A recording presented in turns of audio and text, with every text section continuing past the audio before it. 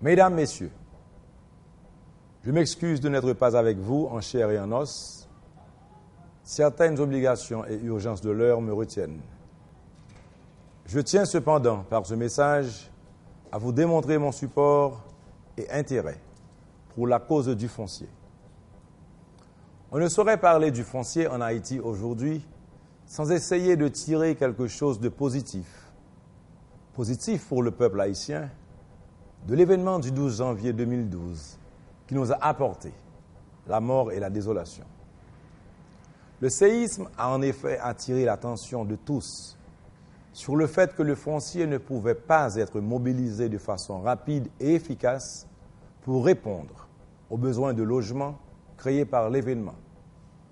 Le 12 janvier a mis en exergue non seulement l'insécurité foncière, bien connue de notre pays, mais aussi la complexité et le mauvais fonctionnement d'une structure foncière où se côtoie un cadre légal vieilli et des situations de fait qui permettent à la population de gérer ses droits de propriété au quotidien. Il est temps que les institutions nationales cessent de se lamenter sur cette situation et s'engagent à supporter les réformes nécessaires pour permettre de moderniser le cadre de gestion du foncier. Il ne s'agit pas de souligner pourquoi un secteur ou une institution constitue une contrainte pour une gestion correcte du foncier haïtien. Nous devons, au sein de chaque institution et de chaque secteur, identifier ce qu'il nous est possible de faire pour aider à la solution du problème. Certains verront un rêve en cette démarche.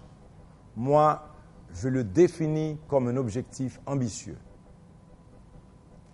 Une société qui veut progresser ne peut marcher à côté de ses lois. L'état de droit est une référence essentielle pour moi, pour ma présidence. Il faut faire les premiers pas et poser, pierre après pierre, les éléments de l'état de droit en Haïti.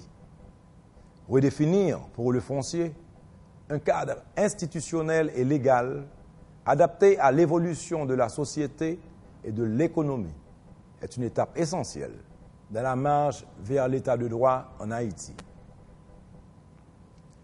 Tous les citoyens sont à un titre ou à un autre concernés par les questions de propriété. Très peu d'entre nous n'ont pas déjà été victimes de documents prouvant son statut de propriétaire déchiré, disparu, volé, contrefait. Qui n'a pas été victime d'une spoliation, d'une réclamation d'héritier? Qui n'a pas été dans l'incapacité de faire la preuve de son droit de propriété à cause des faiblesses de nos institutions? Il faut permettre à chacun aujourd'hui d'exercer en toute quiétude ce droit humain fondamental qu'est le droit à la propriété. La sécurisation foncière fait partie intégrante de l'exercice du droit de propriété. Nous connaissons tous les conséquences d'une structure étatique inadéquate pour la gestion du foncier. L'investisseur, grand ou petit, est paralysé dès qu'il craint que son droit de propriété peut être contesté ou pire, que les règles de jeu sur lesquelles le tribunal devra trancher dans un conflit foncier peuvent et vont changer à son désavantage. On n'a pas envie de planter un arbre que son voisin peut impunément couper. On n'a pas envie de construire une usine quand le terrain peut être réclamé par un prétendu propriétaire ou par un homme fort du moment.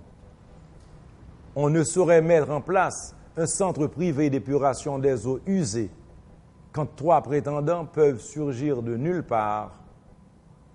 L'incertitude ne profite à personne. Elle est nuisible au développement économique. Ce n'est un secret pour personne. L'investissement public et privé crée l'emploi. La sécurité foncière renvoie donc à 2 autres éléments de mon projet politique, l'emploi et l'environnement. Le gouvernement haïtien propose aujourd'hui la recherche d'une réforme de la gestion du foncier dans le sens le plus large du terme. Depuis plusieurs mois, en effet, le comité interministériel d'aménagement du territoire et les acteurs du foncier, les notaires, les arpenteurs, la Direction générale des impôts, le ministère des Finances, l'Office national du cadastre, le Centre national d'information géospatiale, le système judiciaire. Ils travaillent tous avec l'appui de la coopération française et de la Banque interaméricaine de développement pour mettre en place les éléments de réforme des professions d'arpenteurs et de notaires. Ils travaillent pour la numérisation et l'indexation des archives de la direction du domaine et de la direction de l'enregistrement et de la conservation foncière. Ils travaillent pour trouver une méthode de réalisation du cadastre qui prenne en compte la complexité des droits sur la terre. Ils travaillent pour trouver une solution équitable, socialement et légalement juste pour les propriétaires dont les terres sont devenues des bidonvilles sous la pression de l'urbanisation sauvage.